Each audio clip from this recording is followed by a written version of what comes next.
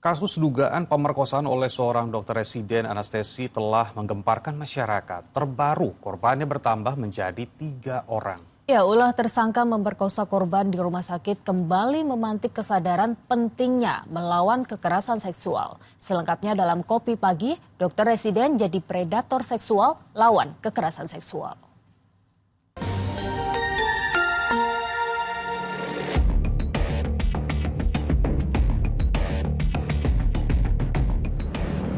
Saat ini masyarakat tengah gempar oleh ulah seorang peserta program pendidikan dokter spesialis atau PPDS Fakultas Kedokteran Universitas Padjadjaran.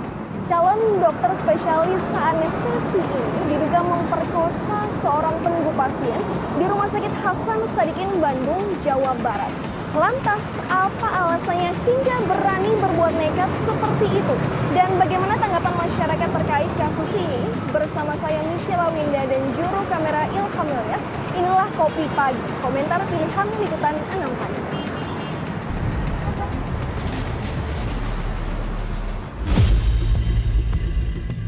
Senin 17 Maret lalu menjadi hari paling mendebarkan bagi seorang perempuan yang tengah menunggu kabar hidup dan mati ayahnya di Rumah Sakit Hasan Sadikin, Bandung. Ketika berharap keajaiban itu muncul, datanglah seorang calon dokter spesialis anestesi yang menjadi awal mimpi buruk korban. 3 minggu kemudian, pelaku PAP tak lagi mengenakan jas dokter kebanggaan, melainkan baju tahanan. Mahasiswa program pendidikan dokter spesialis jurusan anestesi Universitas Padjadjaran ini ditetapkan sebagai tersangka kasus pemerkosaan. Modusnya, tersangka meminta korban donor darah sendirian dengan alasan untuk sang ayah. Tapi tersangka justru memasukkan obat bius melalui selang infus yang terpasang pada korban. Saat korban tak sadarkan diri, calon dokter spesialis ini nekat memerkosa korban. 3 jam kemudian, korban baru tersadar dengan kondisi sakit di bagian kepala, lengan, dan kemaluan. Tersangka memasukkan jarum ke bagian tangan kiri dan tangan korban kurang lebih 15 kali. Percobaan kemudian menghubungkan jarum tersebut ke selang infus. Setelah itu tersangka menyuntikkan cairan bening ke selang infus tersebut. Dan beberapa menit kemudian korban merasakan pusing, lalu tidak sadarkan diri. Dokter ini merupakan tadi yang saya jelaskan menjadi dokter peserta didik dari Universitas Padjadjaran yang sedang mengambil sekolah spesialis di kami. Jadi yang bersangkutan bukan merupakan karyawan dari Rumah Sakit Hasan Sadikin, jadi mahasiswa yang dititipkan di kami. Nah ini memang terduga melaksanakan di luar dari SOP tersebut. Tapi dari penyidikan polisi, korban pemerkosaan dokter residen anestesi bertambah 2 orang lagi yang merupakan pasien di Rumah Sakit Hasan Sadikin, Bandung. Tersangka melakukan kekerasan seksual terhadap kedua korban dalam waktu yang berbeda di bulan Maret. Selain jumlah korban yang mencapai 3 orang, polisi juga menemukan fakta lainnya. Tersangka diduga memiliki kelainan seksual dan sempat mencoba untuk mengakhiri hidupnya saat kasus ini terungkap. Pelaku ini menyadari bahwa dia memang ada semacam sensasi yang mungkin berbeda dengan kita pada umumnya lah. Dan itu dia sudah konsultasikan ke psikologi. Sehingga selama ini juga dia sedang konsultasi dengan psikologi. Memang pelaku setelah peristiwanya itu terungkap, dia sempat mencoba melakukan bunuh dirinya. Dan beberapa hari dia dirawat di salah satu rumah sakit. Setelah dia pulang dari rumah sakit, kemudian kita melakukan penangkapan. Kuasa hukum pelaku tak menampik jika sebelumnya pelaku sempat menghubungi psikolog dan psikiater. Sempat menghubungi salah satu psikolog atau psikiater di Bandung. Sebelum kejadian ya? Jauh sebelum kejadian. Nah, untuk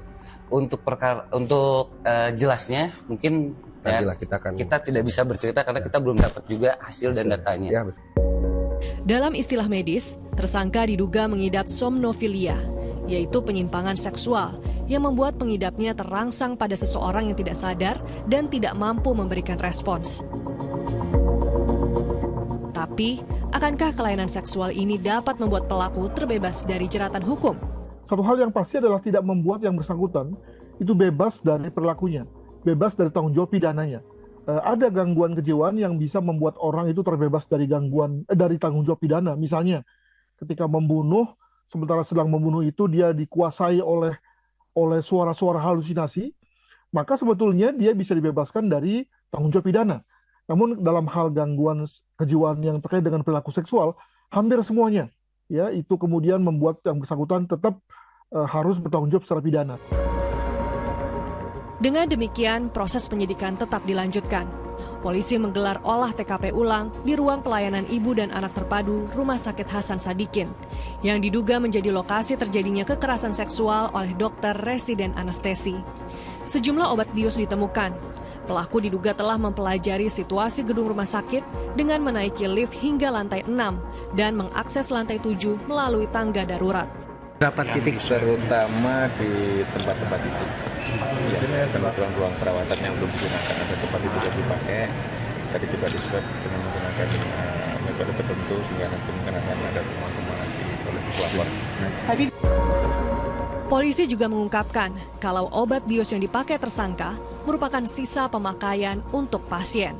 Fakta yang kita temukan juga bahwa obat bius yang digunakan oleh si tersangka PAP ini adalah obat bius bekas yang digunakan sama yang bersangkutan pada saat melakukan kegiatan pembiusan pada operasi-operasi sebelumnya. Tak pelak, ulah dokter residen anestesi terhadap para korban membuat geram masyarakat. Pertama kali aku baca kasusnya miris ya waktu aku screening awal, karena ya gimana itu harusnya kan yang mana seorang dokter yang harus menangani, melayani even ke si caregivernya itu, tapi malah melakukan hal yang sebaliknya yang mencemari moral gitu. Jujur sebenarnya khawatir ya, soalnya kan sebenarnya dokter itu harusnya bisa jadi kita lebih aman gitu ya, tapi kalau sama dokter aja kita jadi nggak trusted gitu anggapannya, jadi kayak nggak percaya gara-gara takut dia apa-apain gitu. Jadi citranya dokter sendiri juga pasti kan jadi jelek gitu sebenarnya. Ya sangat disayangkan ya untuk profesi dokter yang wawasannya cukup tinggi ngelakuin hal seperti itu. Gitu. Maksudnya sayang sekolah udah tinggi-tinggi, maksudnya ngelakuin hal serendah itu gitu.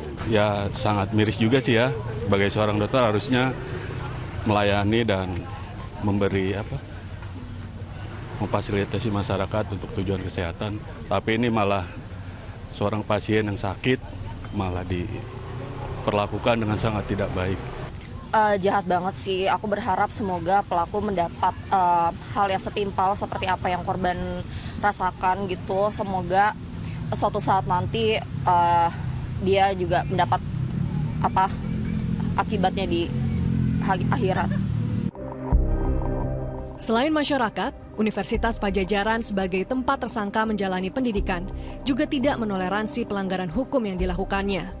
Untuk itu, kampus langsung memutuskan studi mahasiswanya. Tentu kami akan segera melakukan tindak lanjut dalam bentuk pemutusan studi bagi yang bersangkutan, karena yang bersangkutan sudah terindikasi dan terbukti walaupun belum dinyatakan oleh pengadilan sudah melakukan tindak pidana. Kemudian sanksi lainnya, Konsil Kesehatan Indonesia mencabut surat tanda registrasi tersangka. Kebijakan tersebut diikuti dengan pencabutan surat izin praktik atas nama dokter PAP. Ini merupakan sanksi administratif tertinggi dalam profesi kedokteran Indonesia. Sebagai langkah lanjutan, Kementerian Kesehatan juga menghentikan pelaksanaan PPDS Anestesiologi dan Terapi Intensif di Rumah Sakit Hasan Sadikin Bandung untuk sementara waktu. Kami sementara menghentikan pendidikan spesialis anestesi di Rumah Sakit Hasan Sadikin selama 1 bulan untuk melakukan konsolidasi, untuk melakukan perbaikan, untuk melakukan pengawasan yang lebih optimal. Lalu guna mencegah kasus yang sama terulang lagi, Menteri Kesehatan mewajibkan peserta PPDS melakukan tes kesehatan mental setiap tahun. Ini kan bisa dicegah. Ini kan masalah kejiwaan, masalah mental. Nah sekarang Kemenkes akan mewajibkan semua peserta PPDS yang mau masuk harus tes mental dulu. Dan setiap tahun, karena mereka kan under a lot of pressure, tekanannya banyak, setiap tahun harus tes mental. Kini tersangka harus menjalani ancaman hukuman 12 tahun penjara hingga hukuman administratif. Usai menyalahgunakan profesinya dengan memanfaatkan kekuasaannya dan kepercayaan korban. Tapi di sisi lain, hukum juga semestinya melindungi korban kekerasan seksual. Pastikan bahwa korban kekerasan seksual ini mendapat pemenuhan akses keadilan dan pemenuhan hak-haknya secara komprehensif. Dan dalam konteks kekerasan seksual tidak ada yang namanya damai, tidak ada yang namanya restoratif justice, ya, penyelesaian di luar persidangan itu tidak ada. Semuanya harus diselesaikan secara hukum gitu, melalui peradilan gitu. Bahkan kasus ini dapat menjadi momentum perbaikan dan penguatan perlindungan terhadap perempuan, anak, dan masyarakat rentan. Kasus ini mencuat, memberikan perhatian penuh terkait dengan perlindungan, khususnya perempuan dan anak menjadi lebih signifikan begitu ya. Jadi undang-undang TPKS ini ternyata belum dipahami oleh banyak masyarakat begitu ya, khususnya juga institusi.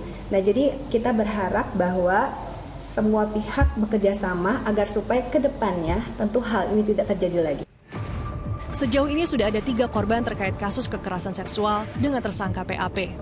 Tapi dikhawatirkan masih ada korban-korban lain di luar sana. Maka Polda Jawa Barat membuka posko pelaporan di Mapolda Jabar dan Rumah Sakit Hasan Sadikin Bandung. Sejauh ini untuk Polda sendiri belum diterima. Apakah ada korban lain atau belum kita belum terima. Yang kita lakukan pemeriksaan kemarin memang dia melapor kembali ke rumah sakit ini sebagai korban dari korban dari pelaku ini, silakan untuk melapor. Tapi kalau mau hotline berarti lewat rumah sakit ya Pak? Iya, Polda juga menyediakan. Selain itu, siapapun yang menjadi korban dari tersangka PAP dapat melapor ke layanan telepon aduan Polda Jawa Barat di nomor 0813 854 05955. Dan ini pesan untuk siapapun yang pernah menjadi korban kekerasan seksual. Korban jangan takut, jangan khawatir, dimanapun Anda mengalami perkosaan atau pelecehan seksual, segera lapor kepada polisi. Segera lapor kepada polisi, gitu. Jangan takut, karena Undang-Undang Tindak Pidana Kekerasan Seksual itu sudah menjamin pemenuhan akses keadilan dan hak korban untuk mendapatkan perlindungan secara komprehensif. Setiap suara korban kekerasan seksual adalah penting. Berani melapor merupakan langkah pertama menuju keadilan. Kasus kekerasan seksual yang dilakukan oleh seorang calon dokter spesialis terhadap keluarga pasien di rumah sakit ini merupakan pelanggaran berat baik secara hukum, profesional, dan kemanusiaan. Namun kasus ini juga menjadi peringatan keras bahwa tanpa ada pengawasan yang ketat, otoritas ataupun kekuasaan ini dapat disalahgunakan. Meski begitu, selain meningkatkan pengawasan dan sanksi yang tegas untuk pelaku, kasus ini diharapkan dapat mendorong siapapun yang pernah menjadi korban untuk tidak diam. Lingkungan yang bebas dari kekerasan seksual dapat tercipta dengan diawali berani untuk mengungkapkan kebenaran. Demikian Kopi Pagi kali ini, saya Michelle Winda dan juru kamera Ilham Ilyas melaporkan. Salam SCTV.